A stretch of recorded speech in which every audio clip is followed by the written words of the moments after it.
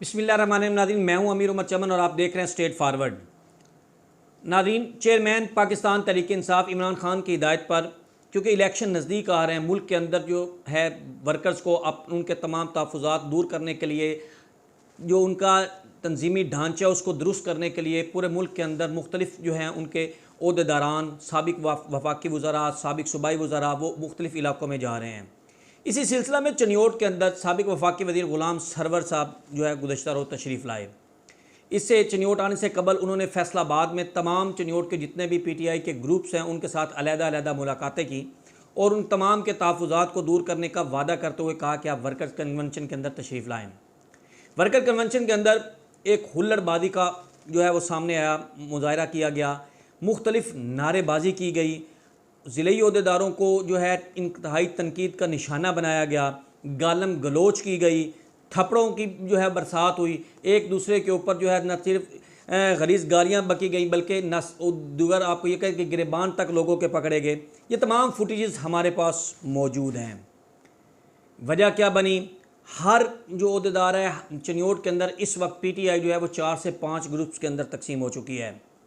एक ग्रुप जो है वो साबिक ज़िले सदर मियाँ शौकत हईम का है, जिनके साथ कादी अली हसन पम्मी साहब भी हैं। एक ग्रुप जो है वो जनाब सैयद जुल्फ़कार शाह साहब का है। एक ग्रुप जो है वो सैयद कायम रज़ा शाह साहब का है। खैर, हर पार्टी के साथ, हर ग्रुप के साथ जब हमारी अलहदा बात हुई तो उनका यही कहना था कि पाकिस्तान तहरीक इंसाफ का टिकट जिसको मिलेगा हम उसको वोट देंगे, वो इमरान खान जिसको टिकट देगा हम उसको वोट देंगे।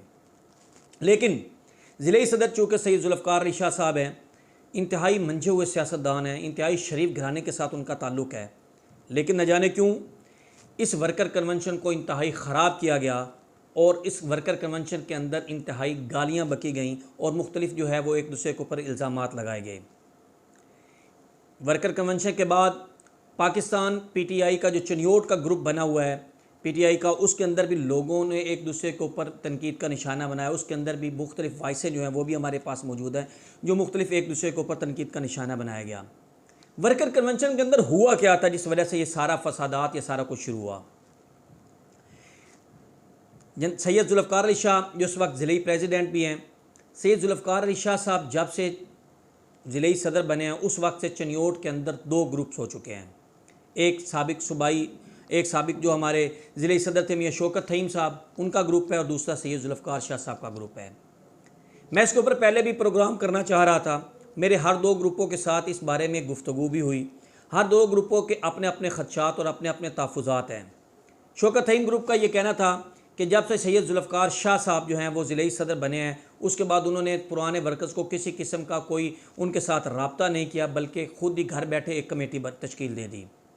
जबकि जुल्फ़कार शाह साहब ग्रुप का जो वर्कर्स हैं उनके साथ मेरी बात हो तो उन्होंने कहा ये शौकत हईम साहब की तरफ से सिर्फ इल्ज़ाम तराशी है, ऐसी कोई बात नहीं है।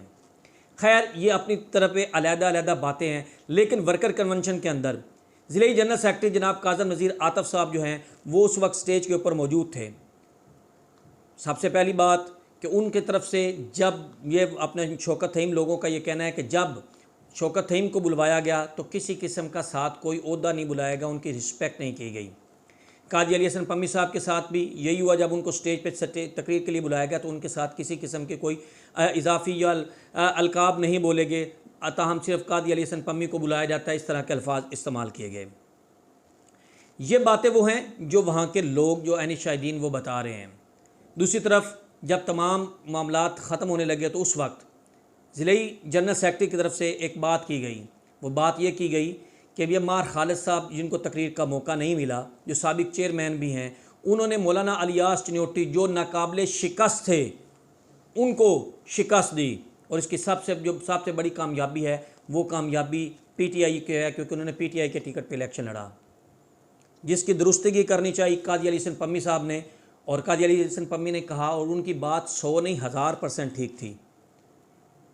ज़िले जनरल सेक्रेटरी शायद तारीख़ भूल चुके हैं, क्योंकि मौलाना इलियास चनियोटी के कैंडिडेट के मुकाबले पर मार खालिद के साथ कादी अली हसन पम्मी, मियाँ शौकत हईम PTI के, अपना नून लीग के कैसर जापान वाले, और इसी तरह पाकिस्तान पीपल्स पार्टी के कलीम अमीर और दीगर तमाम शख्सियात थीं, तब जाके ये कामयाब हुए हैं। मौलाना इलियास चनियोटी का कैंडिडेट अकेला था, उसके साथ कोई सियासी जमात नहीं खड़ी थी। इवन के नून लीग जो थी, नून लीग भी उस वक्त जो है वो मार खालिद के साथ खड़ी थी। इसलिए मार खालिद की कामयाबी का जो सिरा है वो पीटीआई के सर पे नहीं है, बल्कि एक लोकल सियासत है। और लोकल सियासत को अपने लीडरान हैं उनके सामने इस तरह बयान करके अपनी पार्टी को आगे करना वो अच्छी बात नहीं है, जिसकी निशानदेही उस वक्त कादी अली हसन पम्मी साहब ने की। बात वहाँ से शुरू हुई और शुरू होते होते जो है वो मुख्तलिफ़ किस्म के एक दूसरे के ऊपर इल्ज़ाम तराशी सारा कुछ हुआ।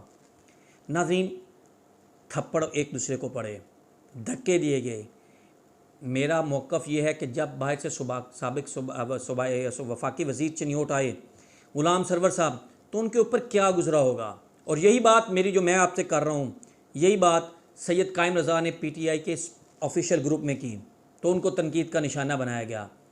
उनको यही कहना था कि हमारे जो बड़े हैं मैं इस ओहदे के अहल नहीं हूँ जो मुझे ओहदा दिया गया, लेकिन उसके बावजूद मैं अब भी ये चाहता हूँ कि बेशक कोई ओहदा और ले ले, लेकिन बाहर से आने वाले जो हमारे मिनिस्टर साबिक थे, जो हमारे मेहमान थे, उनके ऊपर क्या गुजरा। यहाँ पे चनियोट का उनके ऊपर क्या गुजरी होगी कि चनियोट के लोग कैसे हैं। यही बात अक्सा आयात लाली की तरफ से भी हमें मिली कि मैं इंतहाई शर्मिंदा हूँ कि हमारी पार्टी की तरफ से उनके साथ ये रवैया इख्तियार किया गया।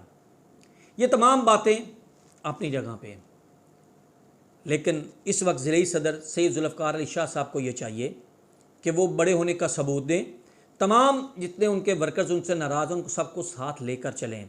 अगर किसी पे इख्तलाफ है तो इख्तलाफ राय हर आदमी का हक़ है, लेकिन अक्सरियत के साथ फ़ैसला कर तो उसको तब्दील भी किया जा सकता है। नाज़रीन, मैं किसी जगह पे किसी पार्टी के किसी कारकुन के ऊपर बात नहीं कर रहा, लेकिन एक बात आपको ये भी बताऊं कि इस माहौल के अंदर, उस हाल के अंदर जो पोजीशन हुई, आज तक चनियोट के किसी भी सियासी प्रोग्राम के अंदर इस तरह का हुल्लड़बाजी नहीं की गई। और एक बात जो मोहन इलाही ने गुजरात के जलसा में की थी, वो दोबारा दोहराना चाहूँगा कि खान साहब आपने नौजवानों को कहें कि वो उनको तरबियत करें कि वो वालिदैन के आगे ना बोलें, इनकी तरबियत करें, क्योंकि ये इंतहाई बदतमीज़ हो चुके हैं। आज चनियोट का भी वही हाल है। तहरीक इंसाफ के कारकुन उन्होंने जिस तरह एक दूसरे के ऊपर हुल्लड़बाजी की, एक दूसरे के ऊपर गालम गलोच किया, एक दूसरे के गिरेबान पकड़े, ये शायद पीटीआई की तरबियत है। और ये तरबियत आज हाल के अंदर हुई है, कल ये आपके घरों के अंदर भी होगी। और आप कि ये बच्चे आपके वालिदैन, अपने वालिदैन का, अपने भाइयों का, अपनी बहनों का गिरेबान पकड़ेंगे। खुदारा सियासत को सियासत रहने दें। खुदारा आप सारे इकट्ठे एक ही जगह पे बैठ के खाते हैं, एक दूसरे के गिरेबानों तक, एक दूसरे के साथ गालम गलोच तक ना जाएं। जुल्फ़िकार शाह साहब से ये हाथ बांध के अपील है कि खुदारा इसको संभालें, वरना चनियोट के अंदर पीटीआई जो उस वक्त रेज़ा हो चुकी है, आप इलेक्शन कभी भी नहीं जीत सकेंगे। और चनियोट की सीट दोबारा नून लीग के पास होगी, एमएनए की सीट भी दोबारा नून लीग के पास ही होगी। और उसकी शिकस्त की सबसे बड़ी वजह आप खुद होंगे।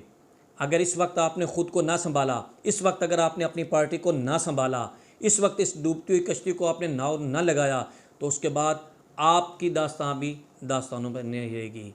एक नए प्रोग्राम के साथ दोबारा हाज़िर होंगे, तब तक के लिए इजाज़त दीजिए। अल्लाह हाफ़िज़।